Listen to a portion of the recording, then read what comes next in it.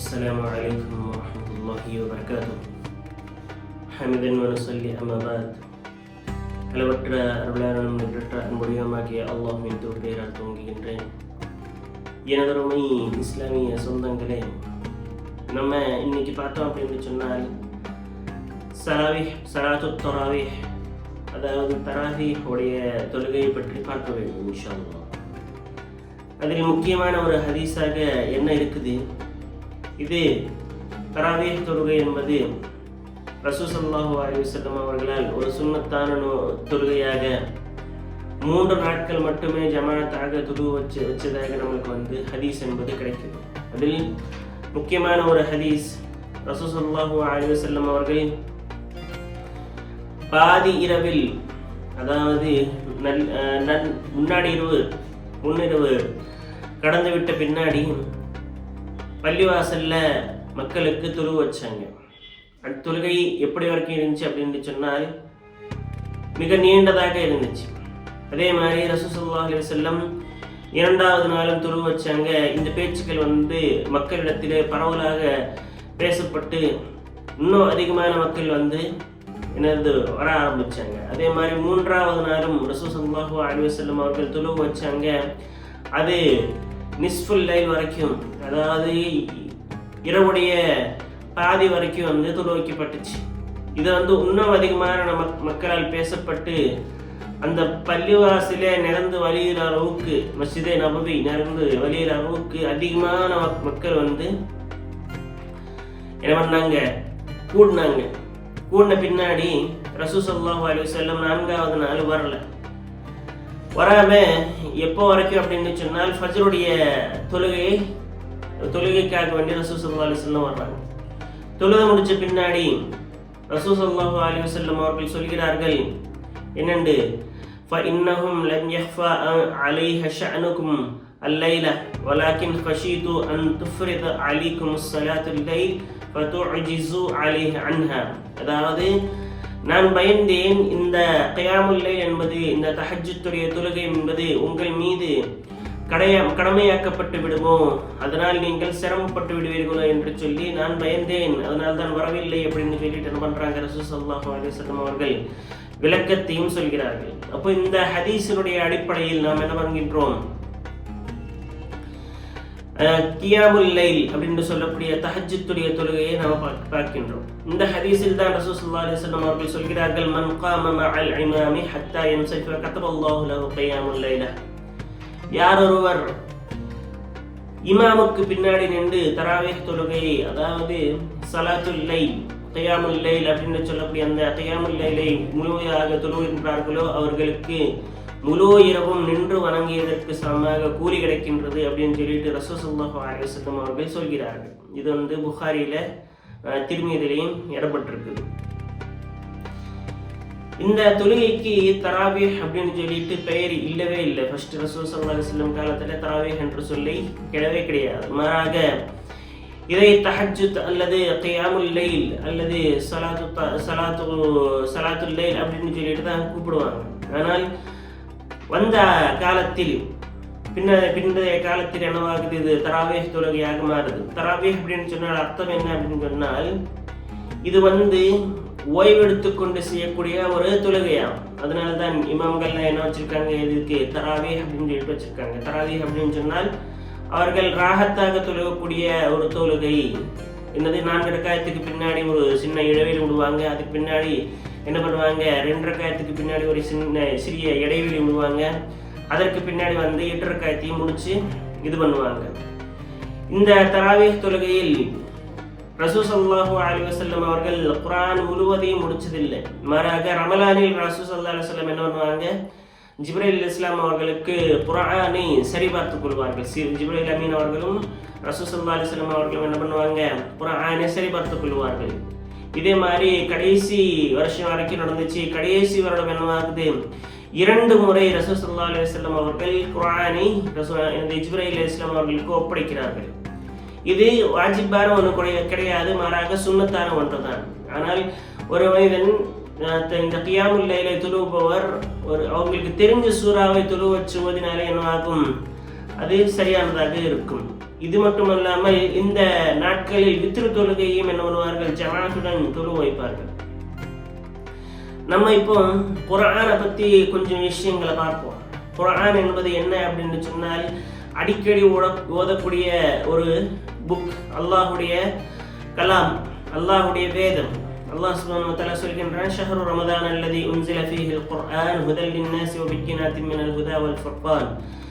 இந்த குர்ஆனுடைய மகிமை என்ன அப்படின்னு சொன்னால், அல்லாஹ் சுப்ஹானஹு வ தஆலா இந்த குர்ஆனுக்காக வேண்டிய ரமலான் மாதத்தை எனது அவ்வளவு சிறப்புப்படுத்தினான் அப்படின்னு சொல்லிட்டு சொல்றாங்க.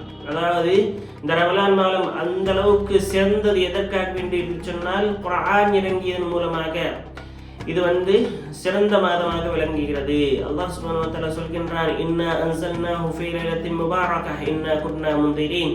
இந்த குர்ஆனை நாங்கள் ஒரு பாபரக்கத்தான ஒரு நாளில் இறக்கி வைத்தோம். இது என்னவாக இருக்கின்றது, அடுத்தவர்களை அச்சமுட்டி எச்சரிக்கை செய்வதாக இருக்கின்றது, மற்றும் மக்களுக்கு நல்வழியை காண்பிக்கக்கூடியதாக இருக்கின்றது, தீமையும் நல்லையும் பிரித்து காட்டக்கூடிய ஒரு விஷயமாக இருக்கின்றது அப்படின்னு சொல்லிட்டு அல்லாஹ் சுப்ஹானஹு வ தஆலா எத்தனையோ ஆயத்துகளில் நம்மளுக்கு சொல்லி காட்டுகின்றான். மற்றொரு ஆயத்தில் அல்லாஹ் சுப்ஹானஹு வ தஆலா சொல்லி காட்டுவான், இன்னா அன்ஸல்னாஹு ஃபீ லைலத்துல் கத்ர். அதாவது லைலத்துல் கத்ருடைய இரவில் நாங்கள் இதை என்ன பண்ணியிருக்கின்றோம், இறக்கி வைத்திருக்கின்றோம் அப்படின்னு சொல்லிட்டு எத்தனையோ விதமாக அல்லாஹ் சுப்ஹானஹு வ தஆலா சந்தோஷமாக கூறும் அந்த வார்த்தைகள் எல்லாம் நம்ம படிக்கலாம். அது மட்டும் இல்லாமல் ஒரு மனிதனுக்கு இந்த மாதத்தில் குர்ஆனை ஓதுவதற்கு அதிகமாக தூண்டப்படுகின்றது. அவனுக்கு எவ்வளவோ ஆசை காட்டப்படுகின்றது. என்னென்று ஒரு மனிதன் மற்ற நாட்களில் ஒரு எழுத்தை ஓதினால் அவனுக்கு 10 நன்மை, ஆனால் இந்த மாதத்தில் ஓதினால் என்னவாகும், 10 நன்மைகளிலிருந்து 700 மடங்கு வரை அல்லாஹ் சுப்ஹானஹு வ தஆலா அதை பெருக்கி தருகின்றான் அப்படின்னு சொல்லிட்டு ரசூல் ஸல்லல்லாஹு அலைஹி வஸல்லம் சொல்வதாகவும் நம்ம என்ன பண்ணலாம், ஹதீஸ்களிலே பார்க்கலாம். இந்த குர்ஆனை ஓதினால் ரசூல் ஸல்லல்லாஹு அலைஹி வஸல்லம் அவர்கள் சொல்கிறார்கள், இது குர்ஆனை கற்பதற்காக வேண்டி உங்களுக்கு ஒரு ஸ்கூல் மாதிரி, இந்த நேரத்தில் நீங்க ட்ரைனிங் எடுத்துக்கலாம், அதிகமாக நீங்க குர்ஆனை பிராக்டிஸ் பண்ணிக்கிட்டே இருக்கலாம் அப்படின்னு சொல்லிட்டு சொல்றாங்க. அது மட்டும் இல்லாமல் உஸ்மான் ரலியல்லாஹு அவர்கள் பற்றி சொல்லப்படுது என்னென்று, அவர்கள் முழு ரமலானும் இரவும் பகலமாக குர்ஆனை ஓதிக்கொண்டே இருப்பார்களாம். அது மட்டும் இல்லாமல் மாலிக் ரஹ்மத்துல்லாஹி அலைஹி அவர்கள் சொல்கிறார்கள், ஜிப்ரீல் அலைஹிஸ்ஸலாம் அவர்கள் இரவில் ரசூல் ஸல்லல்லாஹு அலைஹி வஸல்லம் கிட்ட அந்த இதை கற்றுக் கொடுப்பார்களாம், குர்ஆனுடைய அந்த விஷயங்களை கற்றுக் கொடுப்பார்களாம். அது இரவு நேரத்தில் அதிகமாக இருந்திருக்குது அப்படின்னு சொல்லிட்டு மாலிக் ரஹ்மத்துல்லாஹி அவர்கள் சொல்லியிருக்கின்றார்கள். ரசூல் ஸல்லல்லாஹு அலைஹி வஸல்லம் அவர்கள் சொன்ன அந்த பிரபலமான ஹதீஸ் நம்ம முன்னாடி வருது, மன் கரஅ ஹர்ஃபன் மின் கிதாபில்லாஹி ஃபலஹு பிஹி ஹஸனத்துன். ஒரு நபர் குர்ஆனுடைய ஒரு எழுத்தை ஒரு எழுத்தை படித்தால் அவர்களுக்கு ஒரு நன்மை எழுதப்படும். ஹஸனத்து பிஅஷ்ரி அம்சாலிஹா.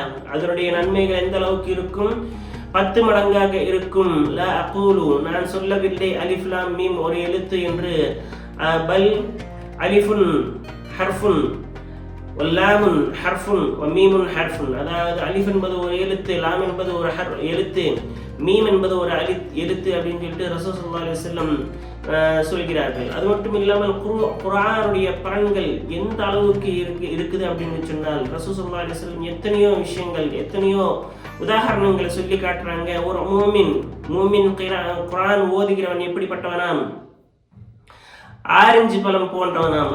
அதனுடைய மனமும் நன்றாக இருக்கும், அதனுடைய சுவையும் இனிக்கும்.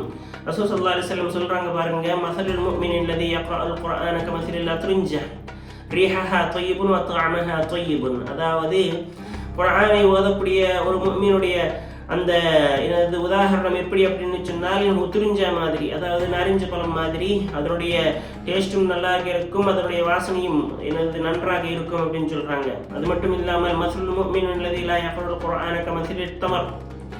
அதாவது குர்ஆனை ஓதாத ஒரு முஃமினுடைய உதாரணம் அப்படின்னு சொன்னால் பேரிச்சம்பழம் போன்றது. அதனுடைய டேஸ்ட் என்றது நல்லாக இருக்கும், ஆனால் அதனுடைய வாசம் என்பது நன்றாக இருக்காது. அது மட்டும் இல்லாமல் குர்ஆனுடைய விஷயங்கள் நம்ம சொல்ல போனா நிறைய விஷயங்கள் வருது. உதாரணத்துக்கு யகாலு லிசாஹிபிஹி குர்ஆன் யக்ரஉ வாரிக் வரத்தில் கமா குன்த தரத்தில் ஃபித் துன்யா ஃபஇன்னக வனஸ்ஸலக இன்த ஆகிரில் ஆயா.